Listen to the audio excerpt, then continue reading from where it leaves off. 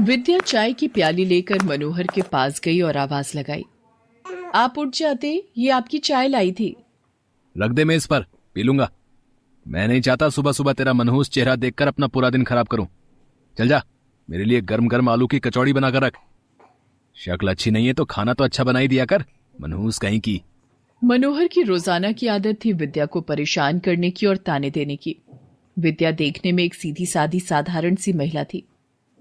बहुत ज्यादा ऊपरी सुंदरता नहीं कह सकते, पर उसका मन बहुत सुंदर था। वो कभी भी मनोहर की बातों का बुरा नहीं मानती थी, बल्कि कहीं ना कहीं वो अपने अंदर ही दोष ढूंढती थी। इसका भी एक कारण था कि शादी के 15 साल बाद भी विद्या मां नहीं बन पाई थी। मनोहर का विद्या के प्रति नफरत का एक ये कारण भी था। मेरे ही कर्म फूटे थे जो तेरे से ब्याह हुआ।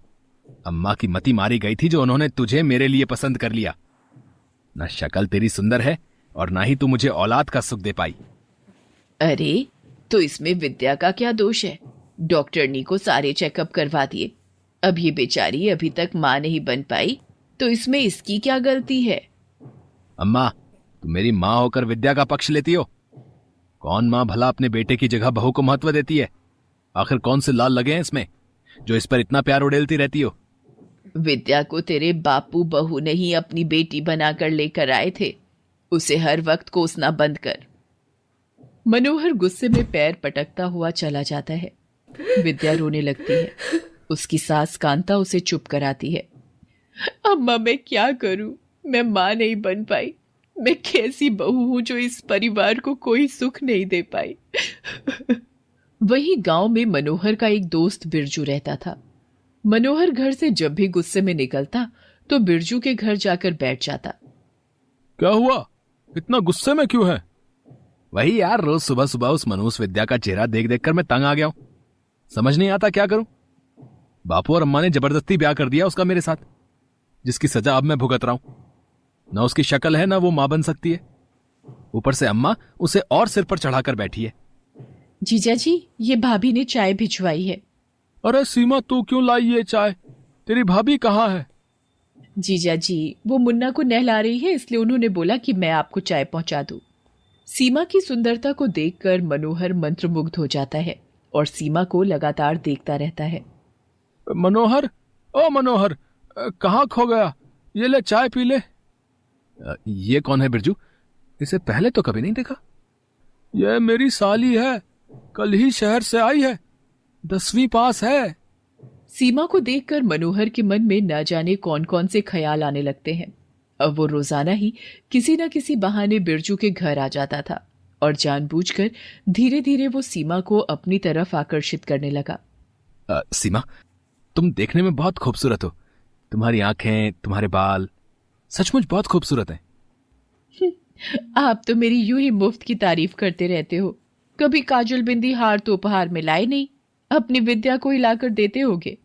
अरे बस इतनी सी बात, कल देखना तुम्हें गहनों में न लाद दूं तो मेरा नाम मनोहर नहीं। हाँ। अगले दिन मनोहर घर में जुड़े हुए सारे पैसों से सीमा के लिए गहने और उपहार खरीद लेता है।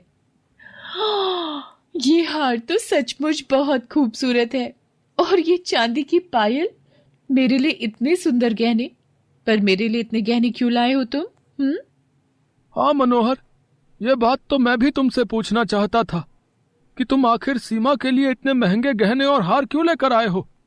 आखिर तुम चाहते क्या हो? सीमा की भी समाज में कोई इज्जत है? तुम रोजाना उससे इस तरह से मिलने आ जाते हो, बिना नाम के कोई रिश्ता नहीं होता। तो मैं कब मना कर रहा हूं बिरजू? मैं सीमा को नाम देना चाहता हूं। मैं सीमा से शादी करना चाहता हूं। अगर तुम मेरी बात से सहमत हो तो मैं सीमा को बहुत खुश रखूंगा। मैं उसे किसी भी चीज की कमी नहीं होने दूंगा। बस तुम एक बार हां कर दो। सीमा के मेरी जिंदगी में आने से मेरी जिंदगी बदल जाएगी। मैं इसके बिना नहीं रह सकता। जीजा जी, दीदी, मैं भी मनोहर के बिना नहीं रह सकती। मैं मनोहर से बहुत प्यार करती हूँ। पर तुम विद्या को कहां रखोगे? क्या तुम सीमा को उसकी सौतन बना कर ले जा रहे हो? तुम चिंता मत करो बिरजू, मैं विद्या को अम्मा के साथ हमारे एक कमरे वाले मकान में रहने के लिए भेज दूंगा। उसके बाद बड़े घर में मैं और सीमा आराम से जिंदगी गुजारेंगे। मनोहर घर जाकर अपनी दूसरी शादी की बात अपनी मां कांता और पत्नी विद्या से कहता है। क्या कहा? तू विद्या की सौतन लेकर आएगा? तू दूसरी शादी का नाम अपने दिमाग में कैसे ला सकता है? विद्या ने तेरे लिए क्या नहीं किया। 15 साल उसने तेरे नाम कर दिए। तेरी एक आवाज में सब कुछ करती है। और जो तू पैसे उस सीमा पर उड़ा रहा है ना, वो सब तेरे साथ खेतों में मेहनत करके विद्या ने ही जोड़े हैं। समय पर फसल की देखभाल करना, समय पर फसल को पानी देना, सारा दिन खेतों में तेरे साथ वो काम करती है, साथ साथ घर भी संभालती है। फिर भी तुझे शर्म नहीं आती? तू एक कल की आई लड़की की सुंदरता को देखकर उस पर मोहित हो गया और उसे विद्या की सौतन बनाकर घर ला रहा है।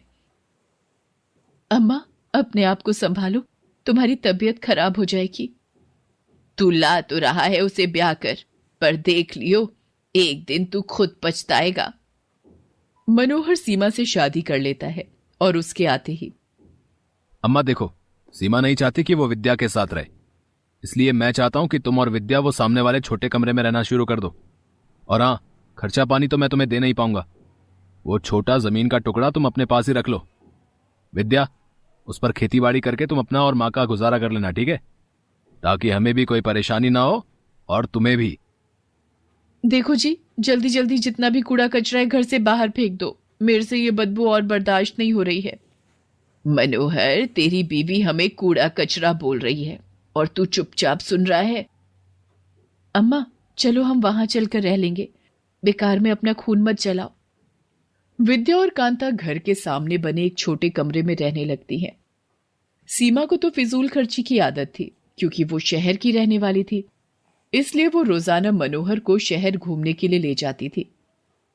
तुमने तो कहा था कि तुम मेरे लिए पिक्चर की 2 टिकट लेकर आओगे। किसी भी तरह मुझे वो पिक्चर देखनी ही है। मेरी सहेली रूपा ने तो वो पिक्चर कब की देख ली। ये देखो मेरे हाथ में क्या है।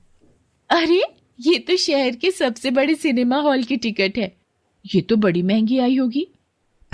अरे तुम्हारे सामने ये पिक्चर की टिकट महंगी क्या और सस्ती क्या? तुमने मुझे बोला तो मैं ले आया। ऐसे ही मनोहर रोजाना सीमा को घुमाने ले जाता था। धीरे धीरे समय बीता। सीमा के अब एक बेटा पैदा हो गया था, पर फालतू खर्चों की वजह से मनोहर का काम बिल्कुल खत्म हो गया था। लड़के के जन्म पर उसने बहुत खर्चा कर लिया था। उसने अपना खेत भी बेच दिया था। क्या करूं सीमा, घर का गुजारा कैसे होगा? मेरे पास बिल्कुल भी पैसे नहीं बचे हैं। देखो जी, तुम्हें औलाद चाहिए थी, मैंने तुम्हें बेटा दे दिया है। अब तुम इस तरह से हमें गरीबी और भूख में मारोगे तो मैं यहाँ एक दिन भी नहीं रहूंगी। क्या करूं, कहां से लाऊं पैसे? सब खत्म हो गया। सीमा भाभी, ओ सीमा भाभी, मनोहर भैया का पैर ट्रैक्टर के पहिए में आ गया, उन्हें अस्पताल ले गए हैं। मनोहर का पैर खराब हो जाता है, जिसकी वजह से वो अपाहिज हो जाता है और सारा दिन वो खटिया पर ही पड़ा रहता है। दिन पर दिन मनोहर बीमार रहने लगा था। सीमा बिरजू के पास जाती है और पैसों की थोड़ी सी मदद मांगती है। जीजा जी, मुझे कुछ रुपयों की जरूरत है। आपको तो पता है मनोहर की तबीयत ठीक नहीं रहती है, घर का गुजारा करना मुश्किल हो रहा है। अगर आप थोड़ी मदद कर देते तो। देख सीमा, मनोहर से शादी करने का निर्णय तेरा था, अब परेशानी भी तुझे ही खुद झेलनी पड़ेगी। हम तेरी कितने दिन मदद कर लेंगे बता? पिछले हफ्ते भी तू मुझसे 500 रुपए उधार मांग कर ले गई थी। अब मुझे माफ कर। सुनो जी, मुन्ना भूखा है, इसे दूध कहाँ से ला कर दूं? मेरी छाती तो बिल्कुल सूख गई है, दूध भी नहीं उतर रहा। कुछ खाऊंगी नहीं तो छाती से दूध कैसे उतरेगा? शायद ये मेरे कर्मों की सजा है। मैंने अम्मा और विद्या के साथ बहुत गलत किया। तभी विद्या आ जाती है। उसके हाथ में भोजन की थाली और लोटे में दूध था। ये लो सीमा, तुम्हारे और मनोहर के लिए रोटी और दाल लाई थी, और ये दूध मुन्ना को पिला दो। दीदी, आपने हमारे लिए इतना सोचा। मैं ये सब मुन्ना के लिए कर रही हूं, ये तो मासूम है। तुम दोनों के किए की सजा ये बच्चा क्यों भुगते? तुम दोनों में से किसी को भी कुछ हो गया तो ये अनाथ हो जाएगा। इसलिए अब से जब तक मैं जिंदा हूं, तुम्हारा और तुम्हारे परिवार का पूरा खर्चा मैं उठाऊंगी। मैं तुम्हारे परिवार को पालूंगी, और इससे ज्यादा मेरे से तुम दोनों कोई उम्मीद मत रखना।